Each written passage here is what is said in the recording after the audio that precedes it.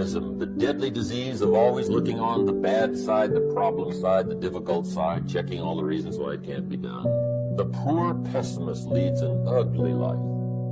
He doesn't try to figure out what's right. He tries to figure out what's wrong. He doesn't look for virtue. He looks for faults. And when he finds them, he's delighted. How ugly. This is the poor guy who looks through the window, doesn't see the sunset. He sees the specks on the window. And this is the poor guy, right, who rushes up, takes such leave of his senses. This guy rushes up and he says, I've got 5 good reasons why it won't work. He's so dumb he doesn't know. All he needs 1. He's got 5. To the pessimist, the glass is always half empty. To the optimist, the glass is half full. Why would the same measure affect people 2 different ways? Answer, it all depends on how you look at it. Our lives are mostly affected by the way we think things are, not the way they are. The way we think they are affects us most. There's a subject called better thinking habits. One of the major things Shoaff taught me when I met him, he said, poor thinking habits keeps most people poor. Not poor working habits. Most people work hard, but they don't think hard. And Shoaff taught me that the mind is like a factory, a mental factory. And whatever you think about all day long pours ingredients into this mental factory. And that's what builds the economic, social, financial fabric of your life. He quoted me a Bible phrase that says, as you think, so you become. How awesome. When he talked about poor thinking habits, he had me. I used to start the day reading the morning newspaper. I mean, you can believe that or not. I'd get a cup of coffee and read the paper. I'd laid up on wars and riots and murders and stabbings and killings and bank robberies and muggings and car wrecks and tragedies. I'd even read the back pages. I seem to like that stuff for some weird reason. I'd load up on all that, and then I'd start the day. You can imagine the kind of days I used to have. You walk around on your financial knees.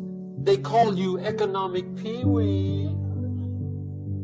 The guy says, I want to be a great leader. Wonderful. The first thing we do is follow him to his house. When we get there, we walk in and check his library. Number 1. Somebody says, well, why check his library?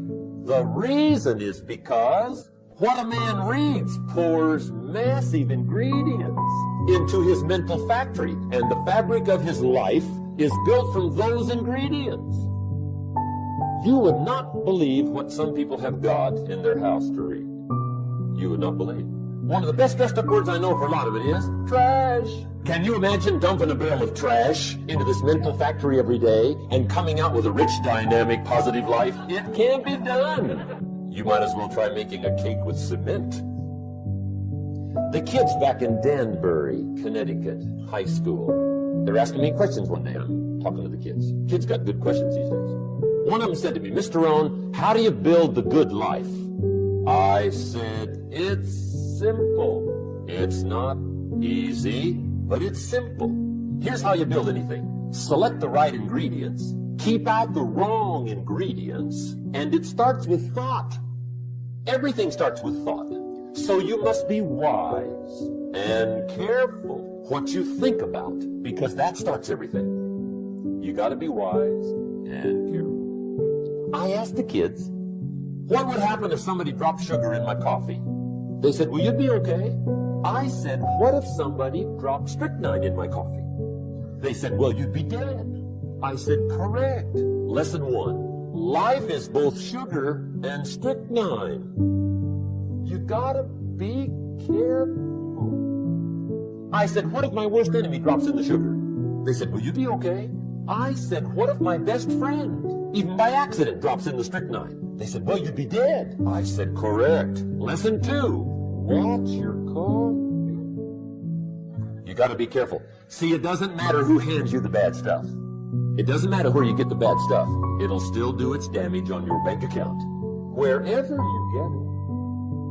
Mr. Shoaff gave me one of the greatest phrases when I first met him when he said, Jim, every day stand guard at the door of your mind.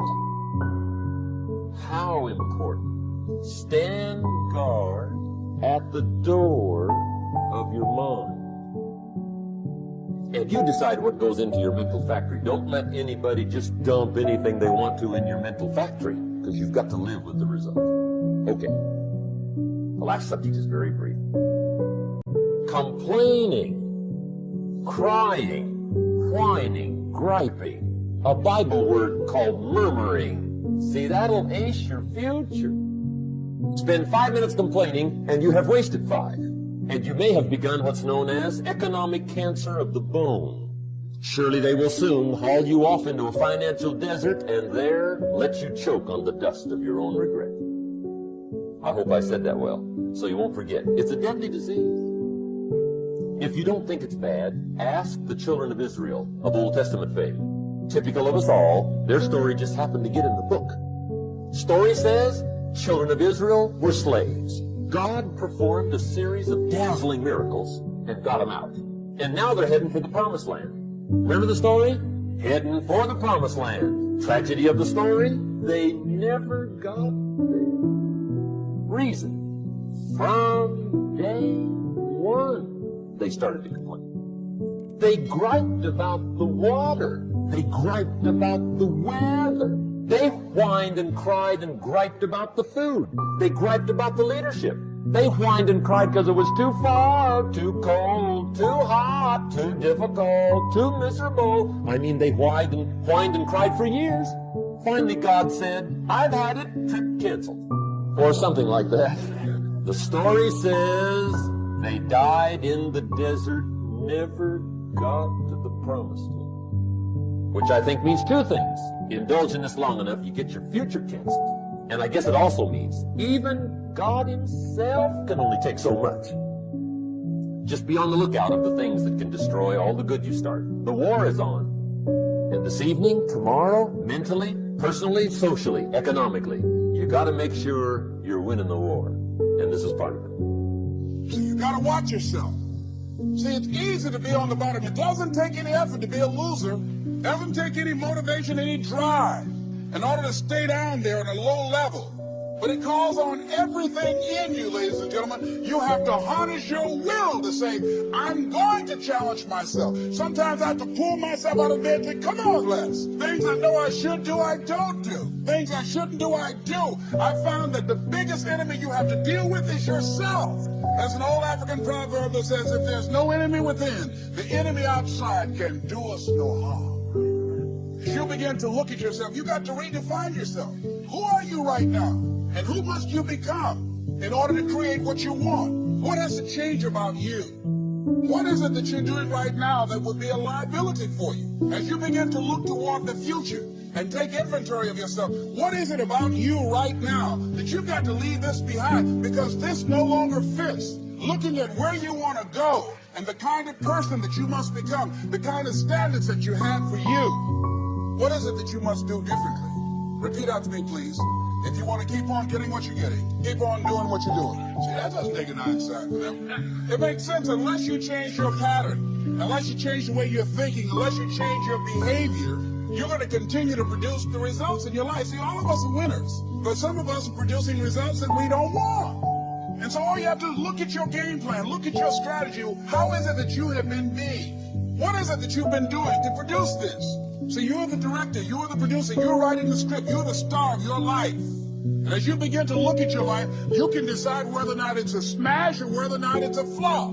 That's in your hands. Look at your life, look at where you want to go. Don't worry about your circumstances. Don't worry about your age. I have a friend who's up in age, over 70, and she wanted to build a multi-million-dollar complex. Her name is Dr. Johnny Coleman. Lenders and bankers say, you can't do that, you're too old. She ignored them. That building now stands, ladies and gentlemen, a multi-million-dollar structure. But there are a lot of people who would have listened to that. There are a lot of people that would not have even gotten to that point. They would have talked themselves out of even going down to the bank to ask for it, because they've already said no to themselves. See, it's time now. If you want to make this your decade, you've got to start saying yes to your life. You've got to start saying yes to your dreams, yes to your unfolding future, yes to your potential, as opposed to saying no. See, 87% of our self-talk is negative. So you've got to make a conscious, deliberate, determined effort to say yes to your dreams. Why not?